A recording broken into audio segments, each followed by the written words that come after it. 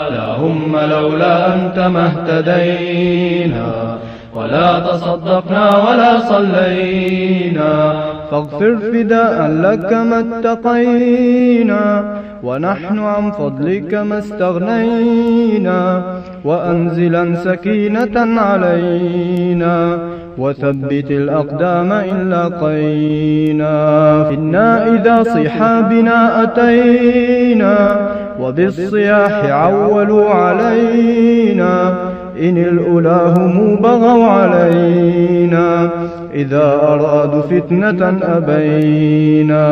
هم لولا أنت ما اهتدينا ولا تصدقنا ولا صلينا. ونعوذ بالله من شرور أنفسنا ومن سيئات أعمالنا، من يهده الله فلا مضل له ومن يضلل فلا هادي له، وأشهد أن لا إله إلا الله وحده لا شريك له، وأشهد أن محمدًا عبده ورسوله. أما بعد، فإن خير الحديث كتاب الله، وخير الهدي هدي محمد صلى الله عليه وسلم، وشر الأمور محدثاتها، وكل محدثة بدعة، وكل بدعة ضلالة، وفي رواية وكل ضلالة في النار. فأعوذ بالله من الشيطان الرجيم. بسم الله الرحمن الرحيم. ومن الناس من يشري نفسه ابتغاء مرضات الله والله رؤوف بالعباد. اللهم أرنا الحق حقا وارزقنا اتباعه، وأرنا الباطل باطلا وارزقنا اجتنابه. اللهم علمنا ما ينفعنا وانفعنا بما علمتنا وارزقنا علما. رب اشرح لي صدري ويسر لي أمري واحلل عقدة من لساني يفقه قولي. برادران اسلام، واجب الاحترام بزرگوں، دوستوں، عزیز ساتھیوں، لائق احترام ماؤں اور بہنوں، اللہ تبارک و تعالیٰ کے فضل و کرم سے آج ہم خلافت راشدہ کا 13واں سال اور ہجرت کے لحاظ سے 23ویں ہجرت کے قریب پہنچ چکے ہیں۔ آج کا یہ سال ایک بہت ہی اہم شخصیت کی وفات کی طرف منسوب ہے۔ میں فتوحات کو چھوڑ کر آج میں یہ چاہتا ہوں کہ اس عظیم شخصیت کی پوری سیرت آپ کے سامنے لاؤں، جنہوں نے اسلامی انقلاب میں ایک بہترین موڑ پیدا کیا تھا، اور جن کی سلطنت، جن کا زہد، جن کا ورع، جن کا ایمان اللہ کے رسول صلی اللہ علیہ وسلم کے قول کے مطابق شیطان بھی ان سے ڈرتا تھا۔ یہ بچہ زندگی کے اس دور میں، یا یوں کہہ لیجئے کہ کائنات کے اندر جو ماہ و سال چل رہے تھے، ان میں اس وقت پیدا ہوا جب کہ پوری جاہلیت میں ڈوبی ہوئی دنیا تھی، خواہ وہ عرب ہو کہ عجم، ہر طرف اندھیریاں ہی اندھیریاں، اور ہر طرف ظلمات، ہر طرف فتنے۔ باوجود جن کے ہاتھوں میں کتاب الہی تھی، وہ بھی ان کتابوں کو بھول چکے تھے یا چھوڑ چکے تھے۔ تورات والے تورات کو بھول چکے تھے، انجیل والے انجیل کو بھول چکے تھے، زبور والے زبور کو بھول چکے تھے۔ جو آسمانی کتابوں والے تھے وہ بھی ان سے نفع اٹھانے کے قابل نہیں تھے۔ ان کو پڑھے ہوئے جو ان کے بڑے بڑے امام یا ان کے پادری تھے، ان کے پروہت تھے، وہ لوگ بھی ان کے اپنے مذہب سے بیگانہ تھے، جبکہ اللہ کے رسول صلی اللہ علیہ وسلم کو اللہ تبارک و تعالی نے بھیجا۔ یہی تاریخ ذہن میں رکھیے کہ اللہ کے رسول صلی اللہ علیہ وسلم کی پیدائش عیسوی حساب سے 571 کو ہوئی، یعنی حضرت عیسیٰ کا جو کیلنڈر ہمارے پاس موجود ہے 2017 جس کی مناسبت سے اب چل رہا ہے، اس کیلنڈر کے مطابق اللہ کے رسول صلی اللہ علیہ وسلم کی عمر 570 پر 1ویں سال پیدا ہوئے، اور اس عمر سے جن کی میں تاریخ آج بیان کرنے والا ہوں، جو کہ ہمارے لیے مطلوب شخصیت ہیں، وہ تقریباً 12.5 سال چھوٹے تھے۔ تو حساب بنائیے، یوں لگتا ہے کہ 71 سے لے کر 81 تک 10 سال ہو گئے. پھر اس کے بعد 82 83 84 84 عیسوی تھی جس میں حضرت عمر پیدا ہوئے. اپنے خاندان میں جب وہ پیدا ہوئے شاید اپنے باپ کو بھی پتہ نہیں ہوگا اور ان کے ماں کو بھی کوئی پتہ نہیں ہوگا انہوں نے کس شخصیت کو جنم دیا ہے. 584 584 عیسوی کے اندر جب پیدا ہوئے تو خطاب نے کبھی نہیں سوچا کہ یہ عمر ہم نے نام رکھ کے کس عمر کو پیدا کیا ہے. نہ حمنہ نے سوچا جو ان کی ماں ہیں انہوں نے بھی نہ سوچا ہوگا کہ ہم نے کس بچے کو جنم دیا ہے. اور آپ کو یہ بات بھی معلوم ہونی چاہیے ابو جہل کی سگی بہن حضرت عمر ابن الخطاب کی ماں تھی. اس حیثیت سے ابو جہل حضرت عمر ابن الخطاب کا سگا ماموں ہوتا تھا. سگا ماموں ایک طرف دشمنان اسلام کے سر فہرست میں آنے والا بندہ تھا جو کہ ان کا سگا ماموں تھا، تو اسلام کی حقانیت کو ثابت کرنے والا الفاروق تھا جو کہ ان کے جتنے کچھ بھی اسلام کو روکنے کے کام تھے ان کے لیے یہ سینہ سپر ہو کے کھڑا ہونے والا بندہ تھا. میں نے پہلے بھی بتایا نا بہت سے ایسے واقعات ہیں جن خاندانوں نے اسلام کو مٹانے کے لیے اپنا تن من دھن قربان کیا، اللہ نے اسی خاندان سے ان کے بہترین توڑ پیدا کیے یہ ثابت کرنے کے لیے کہ یہ اسلام حق ہے، میں جس کو چاہوں خود تمہارے خاندان میں سے خلاف کھڑا کر سکتا ہوں. تو یہ حضرت عمر پیدا ہوئے اور اپنی زندگی کے 27ویں سال یعنی وہ نہ بالکل جوانی کی عمر نہ وہ جو بالکل ادھڑپن کی عمر 40-45 کے اوپر جہاں پر انسان کیا ہے پرفیکٹ اپنے آپ کو سمجھنے لگتا ہے، ان دونوں کی عمر سے بالکل درمیانی عمر جن کو ہم کہہ سکتے ہیں کہ جوانی کا جوش بھی ایک طرف اپنے منزل کو پہنچ رہا ہوتا ہے تو کہولت اور ان کے اندر کی پختگی بھی ایک طرف کیا ہے شروع ہوتی ہے. 27 سال کا نوجوان جب انہوں نے اسلام قبول کیا تھا 27 عمر ان کی تھی. اور اس سے پہلے اللہ کے رسول صلی اللہ علیہ وسلم نے دعوت دیتے ہوئے 6 سال گزر چکے تھے. اس حیثیت سے اسلام کی نبوت کا دعویٰ اور اسلام کی دعوت کرتے ہوئے 6 سال گزرے تو تقریباً جب سب سے پہلی آواز اٹھی تو حضرت عمر کی عمر 21ویں سال کی تھی.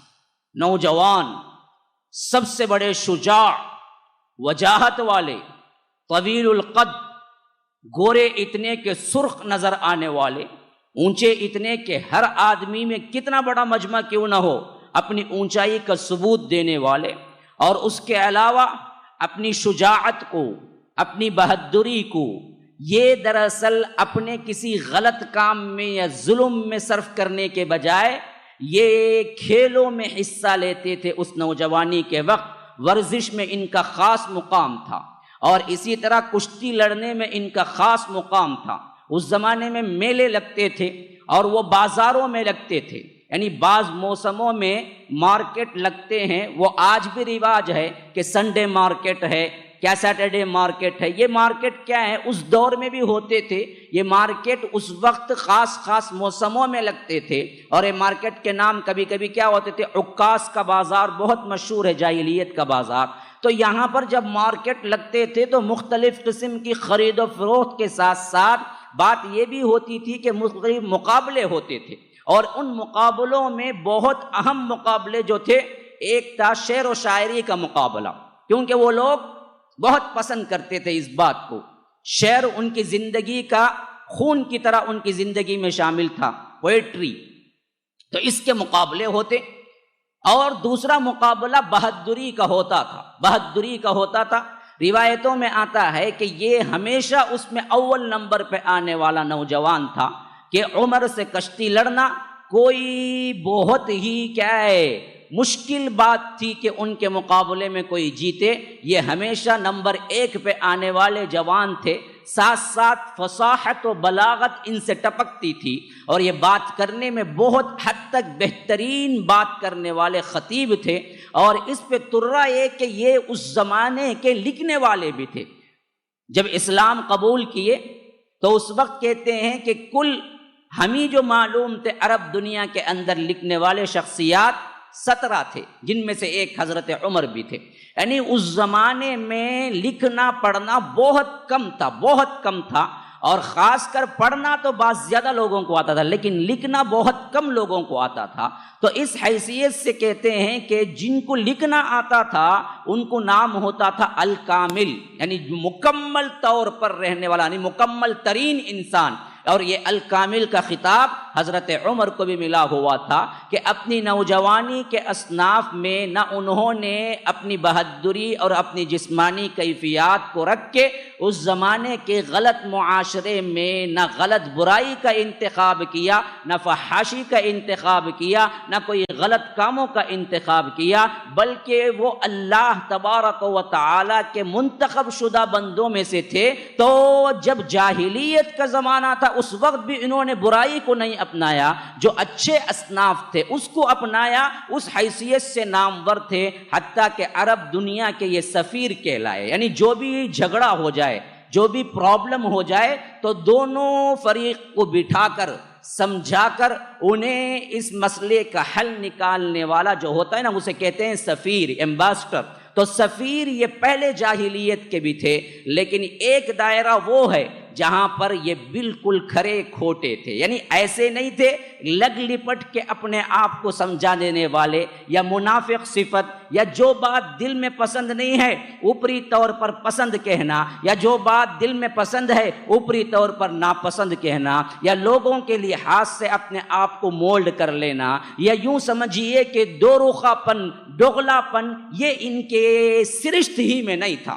جب اسلام آیا اور اسلام کے ساتھ ساتھ انہوں نے دیکھا کہ عرب دنیا کے اندر ایک پھوٹ سی پڑ گئی ہے، بیٹا باپ کا دشمن ہو گیا ہے، اور اس میں ماموں بھی بڑھ چڑھ کے حصہ لے رہا تھا خلافت میں اور خلاف کرنے میں، تو انہوں نے کیا کیا، پورے ڈنکے کی چوٹ پہ اپنی وہ تاریخ بھی ثبت کی ہے کہ انہوں نے اسلام کے خلاف کیا کچھ کیا۔ سختی کے ساتھ یہ بھی رویہ رکھتے تھے، ہر ایک کے لیے تیار ہوتے تھے، جو بھی اسلام قبول کرتا اس کو سخت اذیت دینے سے بھی نہیں شکتے تھے، اور اس معاملے میں بالکل کھڑے تھے، دو زبانی نہیں تھا۔ جب معاملہ ان کے دل میں ابھی تک اسلام نہیں پہنچا تھا تو اسلام کی مخالفت میں وہ کوئی چیز عذر کو قبول نہیں کرتے تھے، حتیٰ کہ ان کے بارے میں مشہور ہو گیا کہ دشمنان اسلام میں نمبر ایک پہ جس طرح ابو جہل ہے اسی لائق یہ بھی ہیں۔ تو اللہ کے رسول نے ہاتھ اٹھا دیے، اسی وجہ سے اللہ کے رسول نے ان کے لیے دعا کی تھی کہ ان کی جو قوت تھی، ان کا جو کچھ معاملہ تھا عرب میں، ان کی جو عزت تھی، اس کے ساتھ ساتھ ان کی جو خطابت تھی، اور اس کے ساتھ ساتھ ان کا جو معاملہ سفیر کی حیثیت سے تھا، تو اتنا بڑا مرتبہ تھا کہ اگر یہ آ جاتے اسلام پر تو اسلام کا سب سے بہترین زمانہ ہوتا، اگر نہ آتے تو اسلام کے خلاف میں بہت بڑی دیوار ہوتی جو کھڑی ہوتی۔ تو اللہ کے رسول نے اللہ کے دربار میں ہاتھ اٹھا دیے، کہا کہ اللہ، میں عمر بن ہشام ابو جہل یا عمر بن الخطاب عمر کو مانگتا ہوں اسلام کے لحاظ سے، تیرے دربار میں جو مقبول ہے ان دونوں میں سے کسی ایک کو اسلام دے کر اسلام کی تقویت فرما۔ یہ کیوں ایسی دعا کرنا پڑی، یہ بات یاد رکھ لیجیے، اس وجہ سے کہ ان دونوں کا اثر عرب ممالک میں بڑا زبردست تھا۔ اس وجہ سے اللہ کے رسول نے دعا کی کہ عمر بن ہشام، جس کا نام عمر بن ہشام تھا، لقب ابو جہل تھا، جو کہ ان کے ماموں تھے، اور دوسرا عمر ابن الخطاب، یہ دو عمر کے درمیان کا ایک طرح کا جائزہ تھا کہ تجھے جو پسند ہے اے اللہ ان کو اسلام کی دعوت اور اسلام کا اندر ان کے لیے اسلام قبول کرنے کا جذبہ دے کے اسلام کو ترقی دے۔ تو عجیب معاملہ ہو گیا۔ ایک مرتبہ کہتے ہیں کہ معلوم ہوا کہ لوگ اسلام قبول کرتے ہیں تو اپنے آقا کے بھی، اپنے باپ کے بھی، اپنے خاندان کے بھی، دشمن بنتے ہیں، حتیٰ کہ انہیں کوئی بھی سزا دی جائے وہ نہیں پلٹتے ہیں۔ تو مشرکین مکہ بیٹھ کے گھیراؤ کر کے طے کر رہے تھے آخر اس کو کیسے ختم کیا جائے۔ تو کسی کی زبان سے نکل گیا کہ جب تک نعوذ باللہ معمز رہیں گے یہ دعوت کو ہم کچل نہیں سکتے۔ تو انہوں نے کہا کہ پھر خاتمہ ہی کر دیتے ہیں، کیا بات ہے، نعوذ باللہ اللہ کے رسول کو ہی مار دیتے ہیں۔ تو لوگوں نے سمجھایا کیا بات کرتے ہو، کیا یہ کام چھوٹا کام ہے؟ محمد ایک نہیں ہے، ان کا پورا قبیلہ ہے ان کو سپورٹ کرنے والا، ہم کن کن سے بات کریں گے؟ وہ قریشی ہیں اور قریش میں بھی ہاشمی ہیں، ابو طالب ان کے سرگردہ اور ان کے کیا ہے حمایت میں ہیں، ہم ان سے کیسے لڑ سکتے؟ تو یہ جوشیلا نوجوان تھا، جب جوش ہوتا ہے نا جی، ہوش تو نہیں ہوتا ہے عمومی طور، یہ جوشیلا نوجوان تھا۔ حضرت عمر نے کہا کہ آپ لوگ یہ سب باتیں سوچو تو سوچو، لیکن میں اکیلا ہی اس کام کو انجام دیتا ہوں، بات کی بات ہے، کام ہونے کے بعد کی بات ہے، کیا کروں؟ تو انہوں نے نکلے اپنے تلوار کو لے کے۔ نعیم بن عبداللہ ایک اور ان کے ساتھی ہیں جو حضرت عمر کے دوست ہیں، تو وہ وہاں پہنچے تو راستے میں یہ مل گئے۔ انہوں نے پوچھا عمر کہاں کا ارادہ، تلوار وہ بھی کیا ہے مین سے نکالے ہوئے، کہاں جا رہے ہو اتنے غصے میں؟ کہا کہ آج اس کا فیصلہ ہونا چاہیے کہ یہ نبی جو آ کے ہمارے خاندان میں پھوٹ دلوا رہا ہے، یا تو یہ رہے گا یا تو میں رہوں گا۔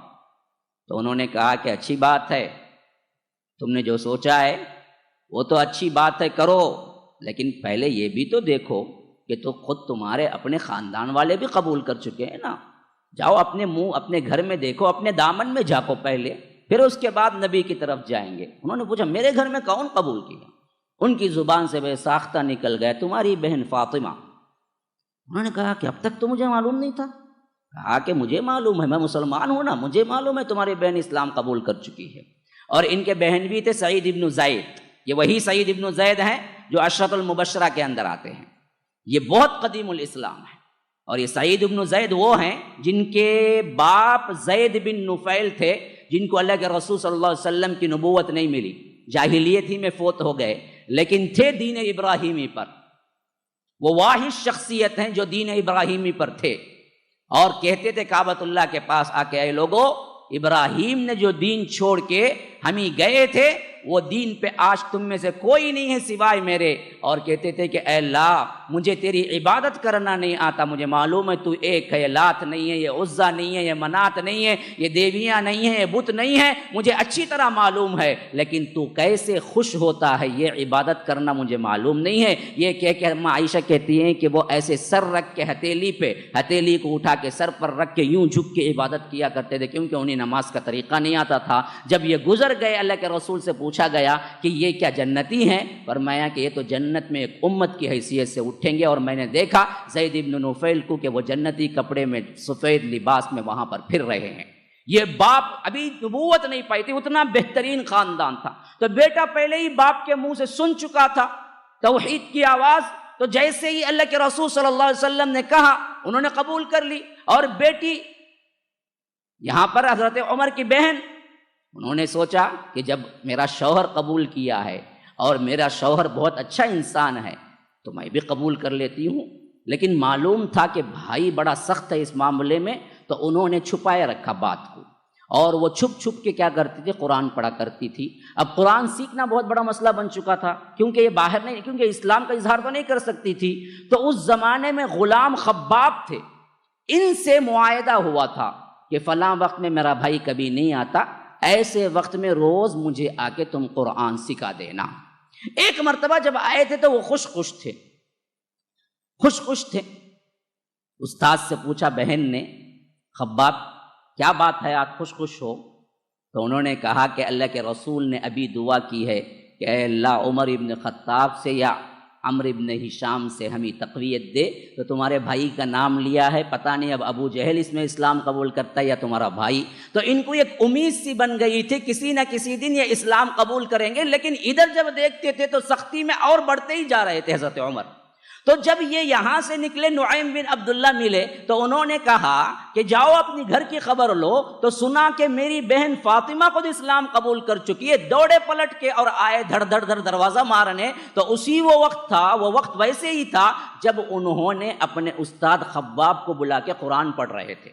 تو اندر کون کون تھے؟ ان کی بہن فاطمہ تھی، ان کے بہن بھی کہتے ہیں سعید ابن زید تھے، اور خباب بن ارت تھے، پورے تینوں تھے۔ جبکہ مارنے کا انداز ایسے لگا کہ کوئی کیا بڑے غصے میں ہے، اور ساتھ میں انہوں نے آواز بھی لگائی کہ بہن دروازہ کھول، مجھے پتا ہو گیا کہ تو اسلام قبول کر لی ہے۔ تو انہیں اندازہ ہو گیا کہ عمر پورے جوش میں آئے ہیں، آج ہماری خیر نہیں۔ تو فوری طور پر حضرت خباب جا کے کہیں چھپ گئے، اور اس کے ساتھ ساتھ جو صحیفے پڑھ رہے تھے وہ صحیفے اٹھا کے کہیں اٹھا کے چھپا دیا۔ پھر کیا ہے، اس کے بعد دروازہ کھولا کہ آؤ اندر۔ جب آئے تو انہوں نے پوچھا کہ کیا آواز دروازے کے پیچھے سے مجھے آ رہی تھی جس کو تم پڑھ رہے تھے؟ انہوں نے پوچھا ایسی کوئی بات نہیں، کیا پڑھ رہی تھی؟ شاید تمہیں وہم ہوا ہوگا، کیونکہ کہہ نہیں سکتے تھے نا، قرآن پڑھ رہے تھے، پتہ نہیں غصے میں کیا کر دیتے۔ تو اب وہ پہلے ہی حضرت محمد رسول اللہ صلی اللہ علیہ وسلم کو قتل کے لیے نکلے تھے، ساتھ میں نعیم بن عبداللہ کی باتیں تھیں۔ تو اس حیثیت سے وہ غصے میں چھانٹا لگایا اپنے بہن کو اور کہا کہ مجھے سب معلوم ہے تم لوگ اندر اندر کیا کر رہے ہو، آج تمہیں کیا ہے فیصلہ کیے دیتا ہوں، یا تو مجھے بتاؤ کہ تم کیا کر رہے تھے۔ تو اب دیکھیے، جیسے ہی غصہ دلا دیا، یہ فطرت کے اندر اللہ نے رکھا ہے، اسلام کی فطرت میں قدرت نے لچک دی ہے، اتنا ہی ابھرے گا جتنا کہ دباؤ گے۔ جب ہم پہ دباؤ پڑے گا نا، ہماری مسلمانیت اصل میں ظاہر ہوگی۔ آج ہم سوئے ہوئے کیوں ہیں؟ ہمیں کوئی دبایا نہیں ہے، ہمیں کوئی جھنجھوڑا نہیں ہے، ہمیں کوئی کیا احساس دلایا نہیں ہے کہ تو مسلمان ہے۔ اس وجہ سے ہماری مسلمانیت کیا ہے؟ ٹھنڈے ٹھنڈے مسلمان ہیں۔ لیکن جب پڑے گا بار، جب معلوم ہوگا، محسوس ہوگا، اس کے لیے تم پتھر کھاؤ گے، تو یاد رکھو تمہاری مسلمانیت جاگ جائے گی۔ جیسے ہی حضرت عمر کا تھپڑ بہن پہ پڑا، بہن کے اندر کی ایمانی کیفیت جاگ گئی۔ انہوں نے کہا کہ عمر، جو خون تمہارے رگوں میں دوڑتا ہے وہی میرے رگوں میں بھی دوڑتا ہوں، میں بھی عمر کی بہن ہوں، کچھ کم نہیں ہوں۔ یاد رکھو تمہیں جو چاہے جو کرنا ہے کر لو، ہم واقعتاً اسلام قبول کر چکے ہیں، اب بتاؤ تم کیا کر سکتے ہو۔ آنکھوں میں آنکھیں ڈال کے جب انہوں نے یوں بات کی تو حضرت عمر ٹھنڈے پڑ گئے۔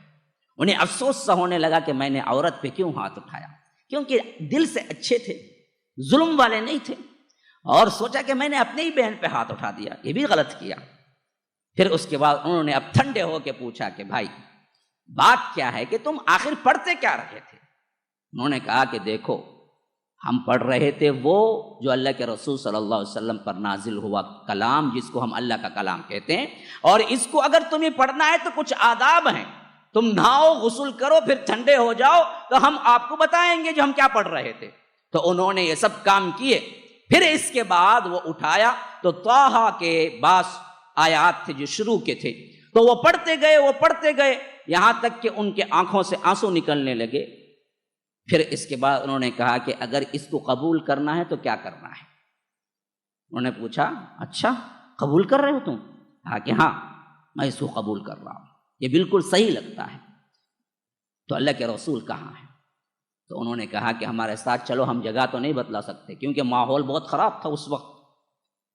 تو ایک طرف فاطمہ اور ایک طرف ادھر سعید ابن زید، اور وہ خباب چھپ کے یہ سب باتیں جو سن رہے تھے نا، وہ اسی وقت باہر نکل کے آ کے کہا کہ عمر خوشخبری ہو، ابھی اللہ کے رسول نے دعا کی تھی اور اس دعا کا اثر میں سامنے دیکھ رہا ہوں۔ پھر اس کے بعد یہ تینوں مل کے گئے وہاں پر جہاں پر اللہ کے رسول صلی اللہ علیہ وسلم درس تدریس کے لیے آ کے بیٹھا کرتے تھے، جس کا نام تھا دار ارقم۔ ارقم بن ابی الارقم مخزومی کا مکان ایک صفا چٹان کے اوپر تھا، کسی کو نہیں معلوم ہوتا تھا۔ تو یہ جاہلیت کے اس دور میں جب اللہ کے رسول صلی اللہ علیہ وسلم کچھ بات کرنا ہوتی، میٹنگ کرنا ہوتی، سکھانا ہوتا، تو یہ مکان کو منتخب کیا اور ہمارا سب سے پہلا مرکز ہے یہ۔ تو دار ارقم میں وہاں پر بیٹھے ہوئے تھے، اور اسی 3 دن پہلے، اسی زمانے میں 3 دن پہلے حضرت حمزہ اسلام قبول کر چکے تھے۔ وہ اللہ کے رسول کے پہرے دار بنے کھڑے ہوئے تھے کہ یہاں تک کہ لوگوں نے کہا کہ عمر آ رہا ہے، عمر آ رہا ہے۔ اللہ کے رسول نے پوچھا کہ پتہ نہیں کیوں آ رہا ہے، عمر تو اسلام کا سخت مخالف ہے۔ تو ادھر حضرت حمزہ کھڑے ہوئے تھے، انہوں نے کہا کہ اللہ کے رسول میں ہوں نا اسد اللہ و اسد الرسول، شیر خدا اور شیر رسول، رسول کا بھی شیر ہے، اللہ کا بھی شیر ہے، آئے دو آنے دو، اگر وہ نیک نیت سے آیا ہے تو آنے دو، اگر بری نیت سے آیا ہے تو میں اسی تلوار سے آپ کے سامنے اس کی گردن اڑا دوں گا، لاؤ کون سا عمر آ رہا ہے میں بھی دیکھتا ہوں۔ تو اللہ کے رسول نے کہا کہ بلاؤ انہیں۔ جب وہ آ گئے نا تو اللہ کے رسول کے بالکل نزدیک تر آ گئے تو اللہ کے رسول نے ان کی چادر کو یوں پکڑا، پکڑ کے کہا کہ عمر اب بھی وقت نہیں آیا ہے کہ تم جیسے ذہین لوگ اسلام قبول کر لو؟ تو انہوں نے ہاتھ اٹھا دیے، کہا کہ اللہ کے رسول ہاں میں اسلام قبول کرنے ہی آیا۔ اس زور سے نعرہ لگایا اللہ کے رسول صلی اللہ علیہ وسلم نے کہ کہتے ہیں کہ اس سے پہلے پہاڑی کے باہر کبھی نعرہ تکبیر نہیں سنی گئی جو کہ پورے مکہ کو سنائی دی کہ اللہ اکبر کا نعرہ پورے مسلمانوں نے لگایا۔ جب اسلام قبول کیا تو پہلے ہی مرحلے میں پوچھا اللہ کے رسول ہم چھپ کے نماز کیوں پڑھیں؟ کیا ہم باطل پہ ہیں؟ اللہ کے رسول نے کہا کہ نہیں، ہم ہی حق پہ ہیں۔ کیا وہ لوگ باطل پہ نہیں ہیں؟ کہا کہ ہاں وہی باطل پہ ہیں۔ تو پھر ہم چھپ کے نماز کیوں پڑھیں؟ تو اللہ کے رسول نے کہا ہمارے پاس اتنی طاقت کہاں کہ ہم علانیہ نماز پڑھ سکیں۔ کہا کہ آج عمر آیا ہے، آپ آئیے پھر میں دیکھتا ہوں کہ کون ہے وہ جو ہماری مخالفت کر سکتا ہے۔ اس زمانے میں 40 لوگ مسلمان ہوئے تھے، بس 40 لوگ تھے وہاں پر۔ تو اللہ کے رسول نے کہا بہت اچھی بات ہے، 20 کی 2 ٹکڑی بنا لو، ایک ٹکڑی کے امیر حمزہ رہیں گے، ایک ٹکڑی کے امیر عمر رہیں گے۔ پہلے ایک ٹکڑی آ کے نماز پڑھے گی اور دوسری ٹکڑی جو ہے وہ حفاظت کرے گی ہماری، پھر دوسری ٹکڑی نماز پڑھے گی تو پہلی ٹکڑی حفاظت کرے گی۔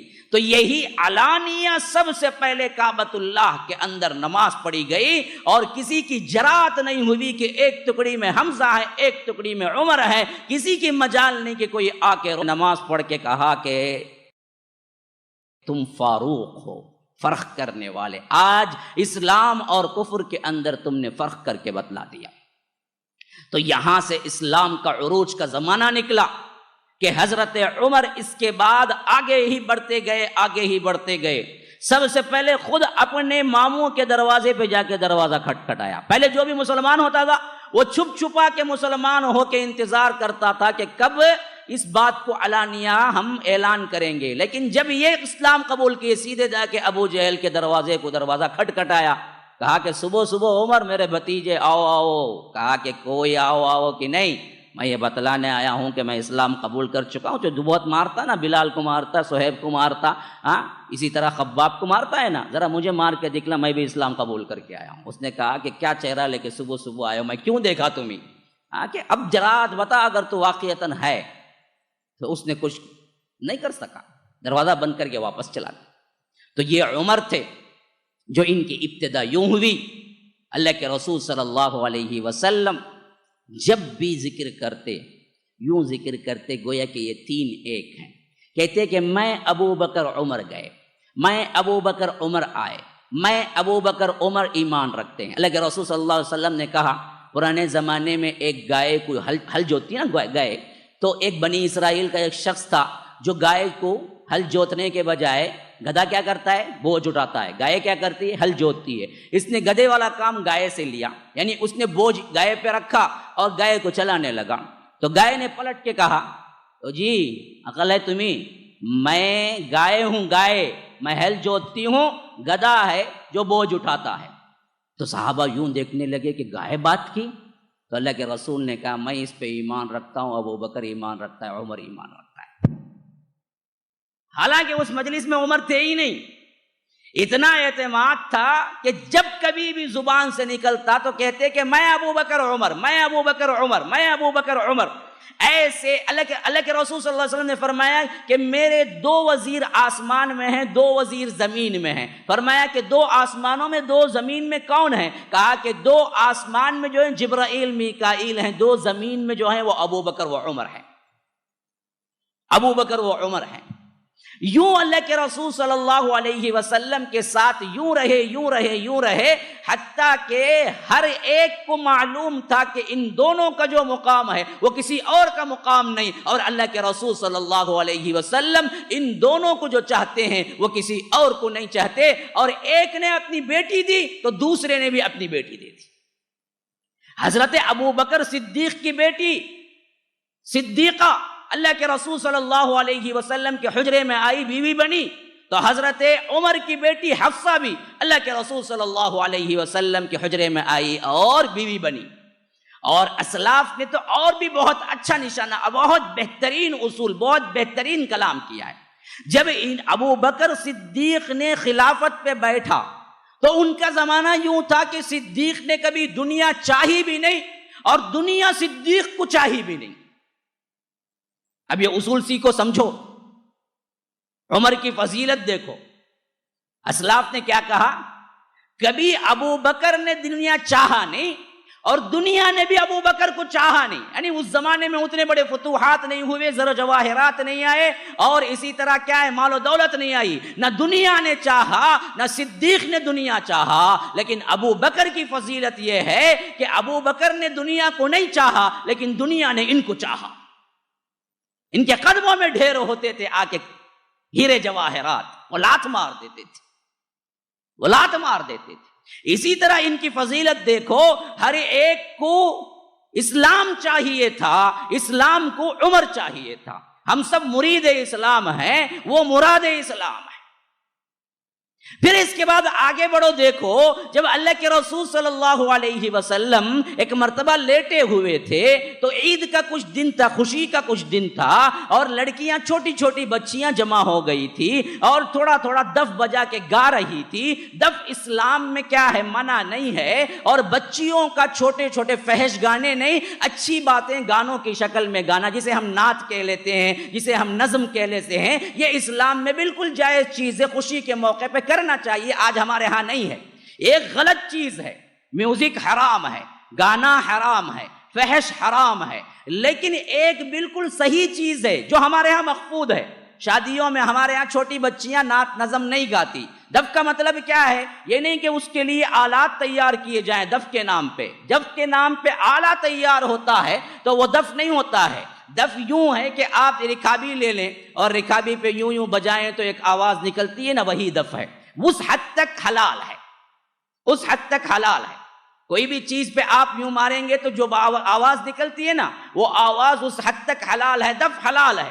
میوزیکل آئٹم حرام ہے، اور اللہ کے رسول نے کبھی کبھی تو خود حکم بھی دیا کہ فلاں کی شادی ہو رہی ہے، تو اللہ کے رسول نے پوچھا کہ کیسے معلوم ہو شادی ہو رہی ہے؟ کوئی دف بھی نہیں، کوئی لڑکیاں گا بھی نہیں رہی ہیں، بولو کہ ان کو ارینج کرو، بولو کہ ان کو ارینج کرو، معلوم ہو کہ مسلمان کے گھر میں شادی ہو رہی ہے۔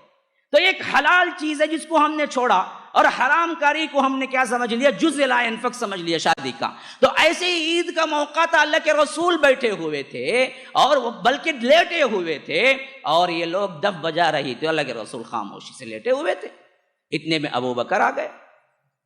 ابو بکر آئے تو بھی لڑکیاں ویسے ہی بیٹھی ہوئی گا رہی تھی۔ حضرت ابو بکر نے کہا کہ دیکھتے نہیں اللہ کے رسول لیٹے ہوئے ہیں؟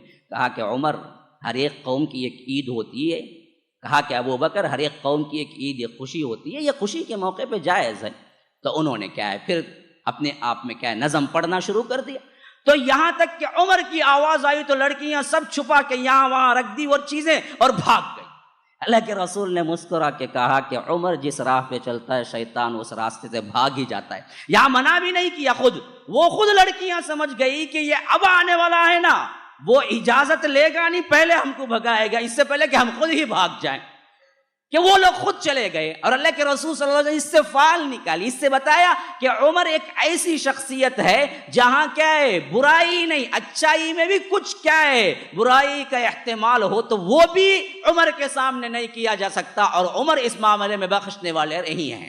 اسی لیے اللہ کے رسول نے فرمایا کہ ارحم امتی بامتی ابو بکر واشدہم فی امر اللہ عمر، کہ دیکھو میری پوری امت میں سب سے زیادہ رحم دل میرے ابو بکر ہیں، اور اسلام کے مقابلے میں سب سے زیادہ اس احکامات کو نافذ کرنے کی حیثیت سے سخت ترین عمر ہے۔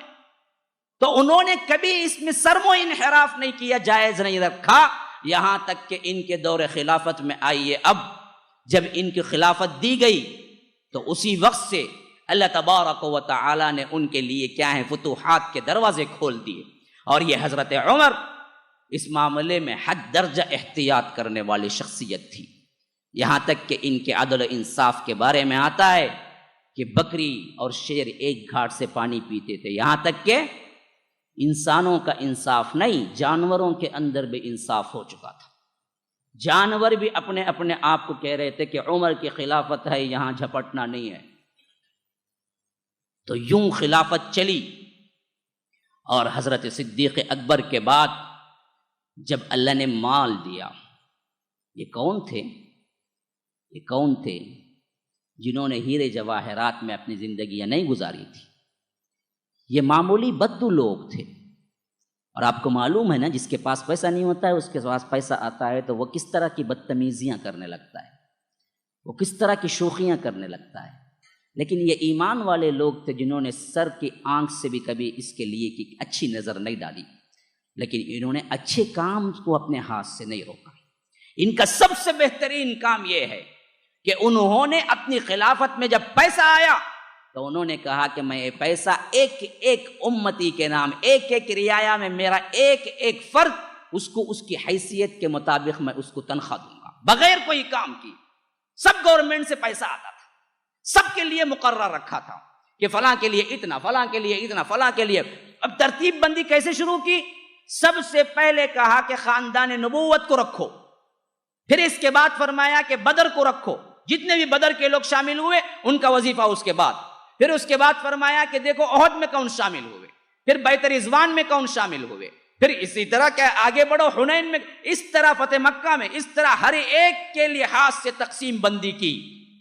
اس میں ایک عجیب معاملہ یہ ہے، اپنے بیٹے کے لیے 3500 درہم رکھا، اسامہ بن زید کے لیے 4000 درہم رکھا. اسامہ بن زید وہ ہیں جو کہ عمر کے لحاظ سے بھی حضرت ابن عمر عبداللہ بن عمر کے برابری میں آتے ہیں، اور اسلام میں کام جتنا انہوں نے کیا، جتنے جنگوں میں شرکت کی، اس سے زیادہ حضرت عبداللہ ابن عمر نے شرکت کی. تو انہوں نے پوچھا ابا جان عجیب بات ہے، میری عمر بھی برابر، بلکہ میں کچھ بڑا ہوں اسامہ سے، اور میرے اسلام کے خدمات بھی زیادہ ہیں، لیکن میرا آپ نے کم رکھا اور اسامہ کا آپ نے زیادہ رکھا، جبکہ اگر رکھنا تھا تو دونوں کا برابر رکھتے یا دونوں کا کم رکھتے. فرمایا کہ بیٹے یہ بات بالکل صحیح ہے کہ تم کچھ بڑے بھی ہو اور زیادہ معرکوں میں شرکت بھی کیے ہو، لیکن یہ بات تم کو بھی معلوم ہے اسامہ کے باپ جتنا محبوب اللہ کے رسول رکھتے تھے وہ تمہارے باپ سے زیادہ محبوب تھے، اور اسامہ تم سے زیادہ اللہ کے رسول کو محبوب تھے. میں یہ محبت دیکھی، اس وجہ سے میں نے اپنے بیٹے کو ترجیح نہیں دی. زید بن حارثہ کو اللہ کے رسول نے منہ بولا بیٹا بنایا، اڈاپشن. تو فرمایا کہ عمر کا وہ درجہ نہیں جو زید بن حارثہ کا تھا، وہ باپ زیادہ محبوب اللہ کے رسول کے تھے، اور اسامہ کو تو اللہ کے رسول گود میں اٹھا کے بٹھا لیتے تھے بچپن میں. ایک ران پہ اسامہ کو بٹھاتے تھے، ایک ران پہ حضرت حسنین کریمین کو بٹھاتے تھے، اور کہتے تھے کہ اے اللہ میں ان سب سے محبت رکھتا ہوں، تو بھی محبت رکھ، اور جو ان سے محبت رکھتا ہے ان سے بھی محبت رکھ. اتنا پیار کرتے تھے اسامہ سے، اپنے بیٹے کی طرح چاہتے تھے.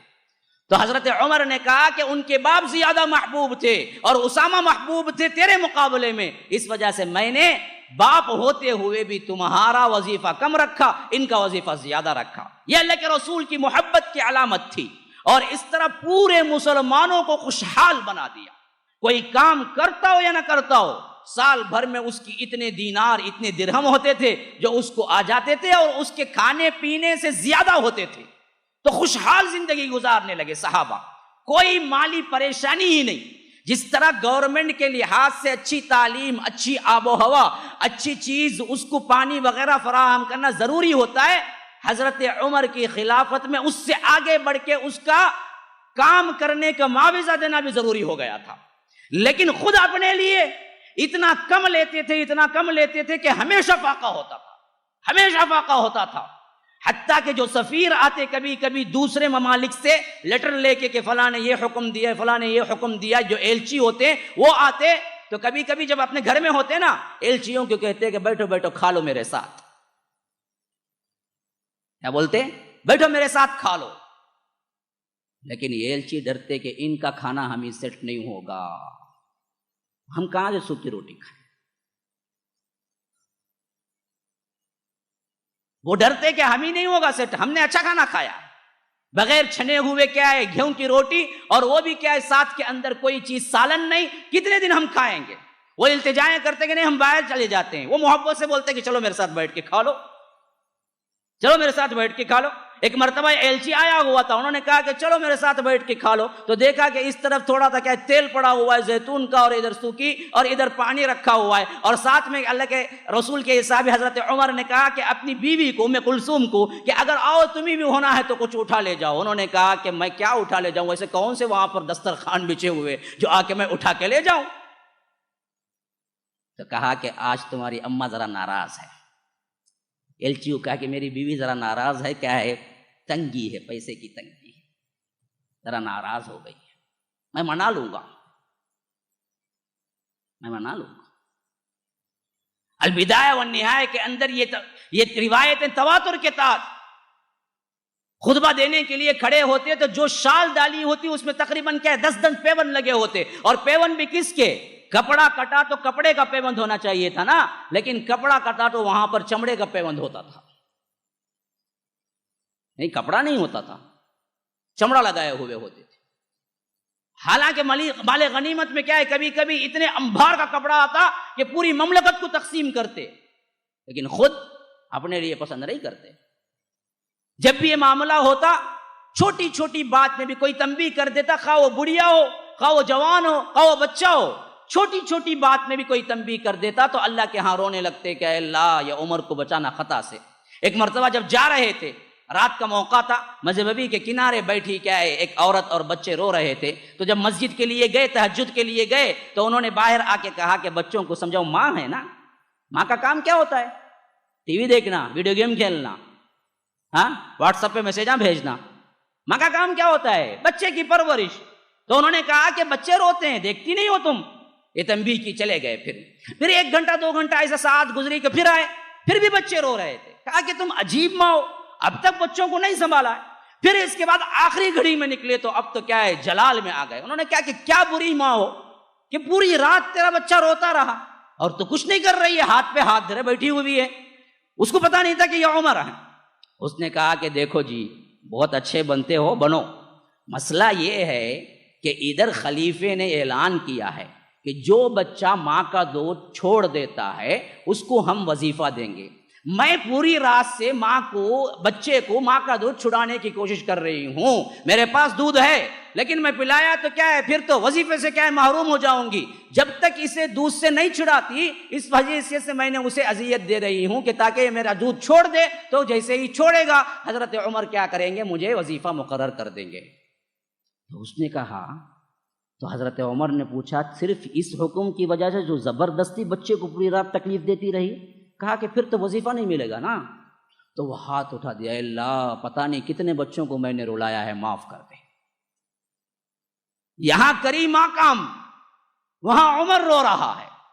کہا کہ میں نے ایسا فیصلہ ہی کیوں لیا جس سے بچوں کو تکلیف ہوتی ہو. بھاگے پہنچے، صبح سویرے سب مسجد الصلاۃ جامعۃ کا اعلان کیا، سب آئے. تو کہا کہ لوگوں یاد رکھو، جو بچہ ماں کا دودھ پیتا ہے نہ پیتا ہے، پیدا ہوتے ہی میں اس کا وظیفہ مقرر کرتا ہوں. یہاں کسی نے کام کیا، ابو بکر عمر رو رہا ہے، میری غلطی تھی، میں نے یہ اصول بنانا نہیں تھا. پتہ نہیں کتنے بچوں کو میں نے رلایا ہے، کتنی مائیں اس کی وجہ سے دودھ چھڑانے کی وجہ سے بچوں کو رلایا ہوگا. یہ کیفیت تھی عدل انصاف کی. یہ گھڑیاں تھی جو کہ سب سے سنہرا دور تھا، امن و امان. اسلامی سلطنت کے اندر ایک ایک آدمی کو حتیٰ کہ جو بوڑھے ہوتے ان کے لیے ٹیکس ہوتا تھا. ایک بوڑھے نے آ کے بھیک مانگی. حضرت عمر نے کہا کہ کیا تجھے اتنا نہیں ملتا جتنا تو آ کر اپنی زندگی گزار سکے؟ کہا کہ اتنا تو مل جاتا ہے، لیکن آپ نے جو ٹیکس رکھا ہے نا ذمیوں کے لیے وہ بھی بھیک مانگ کے ہی پورا کرتا ہوں. تو فوری گئے، پھر اپنے حکام کو اعلان کیا کہ لوگوں دیکھو، جو بوڑھا نہ کما سکتا ہو، اور جو اپنے اپنے گرجاہوں میں صرف کیا ہے دنیا چھوڑ کے دین یا مذہبی حیثیت سے روپوش ہو جاتا ہے، اس سے جزیہ لینا چھوڑ دو، کیونکہ وہ بھیک مانگ کے ہمیں جزیہ دے ضرورت نہیں ہے۔ چھوٹی چھوٹی باتوں پہ، چھوٹے چھوٹے اس میں اپنے آپ کو فوری طور پر شامل کرتے اور کہتے کہ یہ میرا گناہ ہے، یہ میری وجہ سے ہوا ہے، مجھے اس کو تبدیل کرنا چاہیے۔ ایسے سکھ، ایسے درد میں شریک تھے، یہاں تک کہ یہ گھڑیاں ختم ہوتی آئی کہ ایک مرتبہ کا واقعہ ہے، میں نے بتایا تھا کہ جنگ نہاوند ایک پیش آئی تھی جو بہت بڑی جنگ تھی۔ اللهم لولا أنت ما اهتدينا ولا تصدقنا ولا صلينا فاغفر فداء لك ما اتقينا ونحن عن فضلك ما استغنينا وأنزلا سكينة علينا وثبت الأقدام إن لاقينا إنا إذا صحابنا أتينا وبالصياح عولوا علينا إن الأولى هم بغوا علينا إذا أرادوا فتنة أبينا هم لولا أنت ما اهتدينا ولا تصدقنا ولا صلينا